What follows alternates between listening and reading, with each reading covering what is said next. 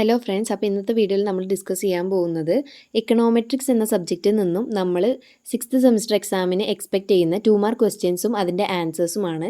ഈ വീഡിയോ നിങ്ങൾക്ക് യൂസ്ഫുൾ ആയിട്ട് തോന്നുകയാണെന്നുണ്ടെങ്കിൽ നിങ്ങളുടെ ഫ്രണ്ട്സിന് കൂടി ഒന്ന് ഷെയർ ചെയ്ത് കൊടുക്കുക. അതുപോലെ തന്നെ വീഡിയോ ഒന്ന് ലൈക്ക് ചെയ്യുക, നമ്മുടെ ചാനൽ ജസ്റ്റ് ഒന്ന് സബ്സ്ക്രൈബ് ചെയ്യുക. അപ്പോൾ നമുക്ക് വീഡിയോയിലേക്ക് കിടക്കാം.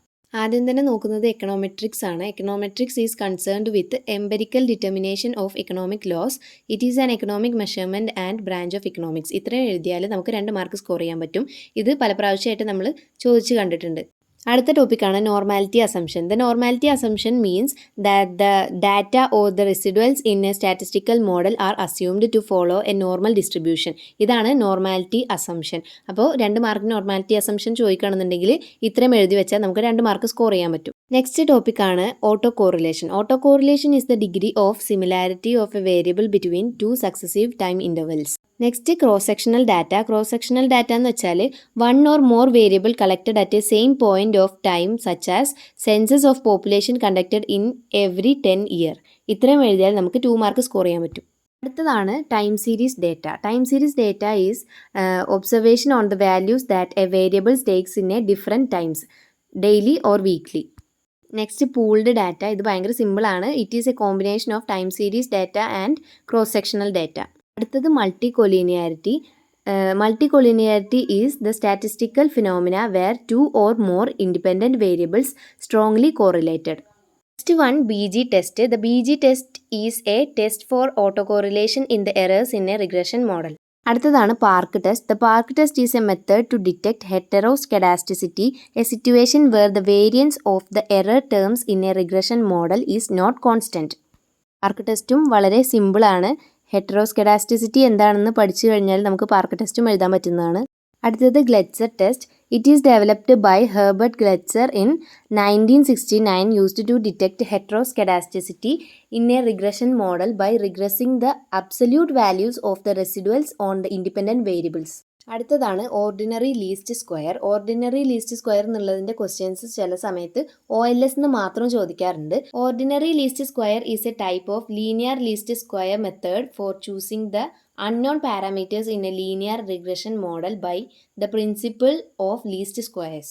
അടുത്തതാണ് Durbin-Watson D-ടെസ്റ്റ്. The Durbin-Watson test is a statistical test used to detect autocorrelation in the residuals of a regression model, specifically focusing on first-order autocorrelation, where the error term at a given time is correlated with the error term from the previous time period.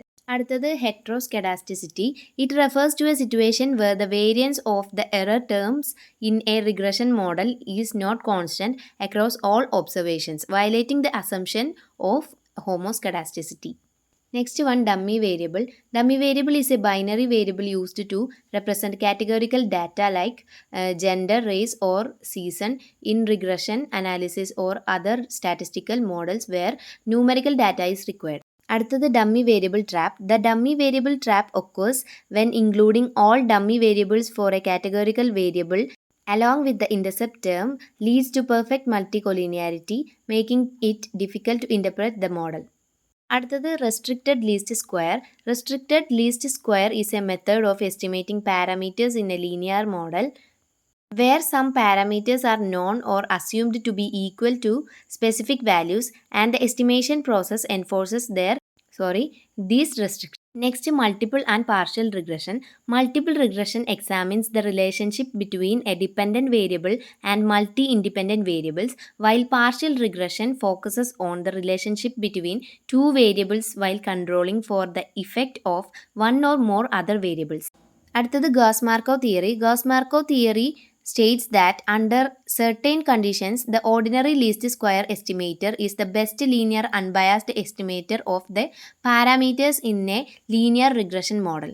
അടുത്തത് SRF and PRF. Population regression function, that is PRF, represents the true underlying relationship between variables in the population, while the sample regression function, that is SRF, is an estimate of that relationship based on a sample of data.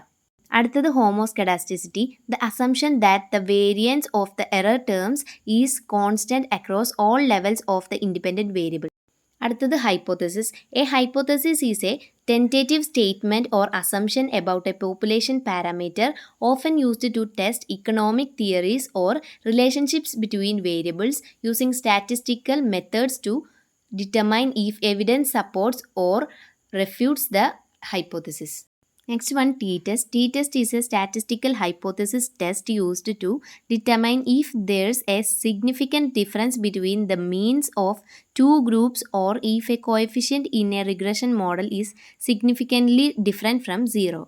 അടുത്തത് p-value. P-value represents the probability of observing a test statistic as extreme as or more extreme than the one calculated from your data, assuming the null hypothesis is true. അടുത്തത് significance value. The significance value is compared to a predetermined cut off to determine whether a test is statistically significant. ഇതുകൂടാതെ തന്നെ null hypothesis, binary variable regression, normal distribution, log log, lin log, log lin, reciprocal models, R square and adjusted R square, degrees of freedom, F test, ഇങ്ങനെയുള്ളതൊക്കെ നമ്മൾ എക്സാമിന് പ്രതീക്ഷിക്കുന്നുണ്ട്. അപ്പോൾ ഇതൊക്കെ ഒന്ന് refer ചെയ്തിട്ട് പോവാം. ഈ വീഡിയോ നിങ്ങൾക്ക് ഹെൽപ്ഫുൾ ആണെന്ന് വിചാരിക്കുന്നു. അപ്പോൾ എല്ലാവർക്കും ഓൾ ദി ബെസ്റ്റ്.